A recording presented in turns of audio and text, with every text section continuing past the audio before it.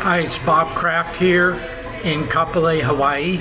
And the verdict just came down with Jimmy Lai he was sentenced to 20 years.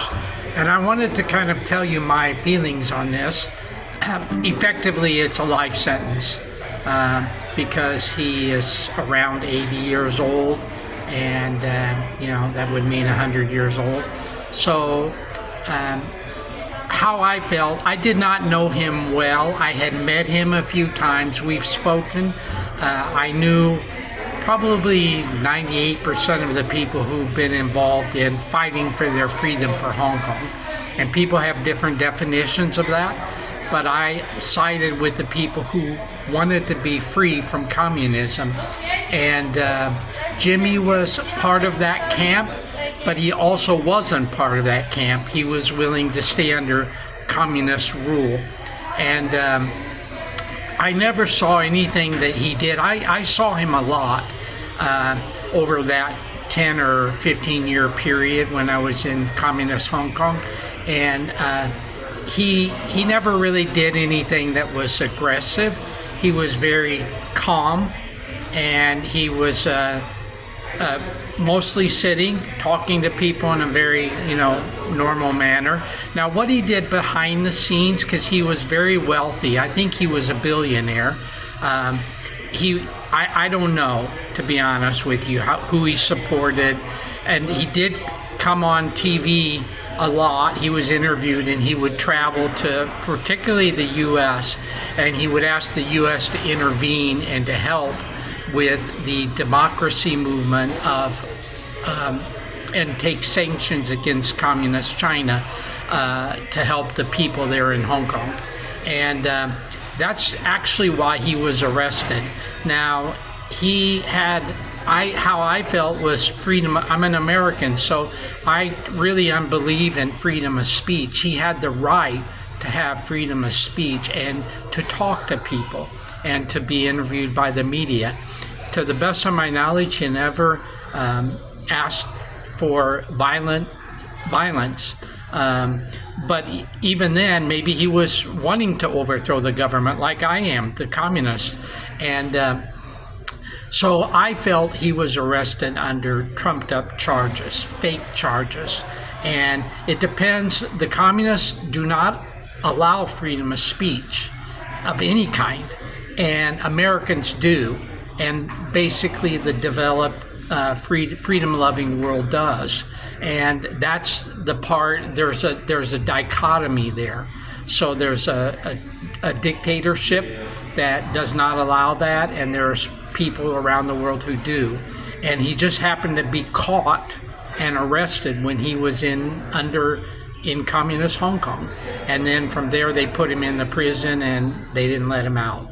And so he was sentenced to 20 years just now, a few minutes ago. And I'm sad about that because I believe that his freedom of speech has been violated. And I would like the world to stand up and to say something about that and to take strong action against communist China, communist Hong Kong, because they're communists, and including the judges. And he may never get out of prison. He may be released if President Trump intervenes, perhaps. But even then, it's a long shot. And there are other people who are in similar situations. But I just want to share how I feel. I'm saddened about it because the times I spoke to him, very nice man, very polite. And I felt very sad about this sentence. So I'm going to just leave it at that. Sorry about the noise in the background. I'm in a hotel and people are taking their luggage out. And so I'm very sad about that. And I would hope the people of Hong Kong will rise up again. It's a very tough place because they're facing bullets, and they're facing bombs, and they're facing helicopters. They're facing an army, and basically they did it before, and I'm believing they can do it again. and they just have to be willing to take that extra step to really do what is necessary to secure their freedom over the communists. That's what I hope for.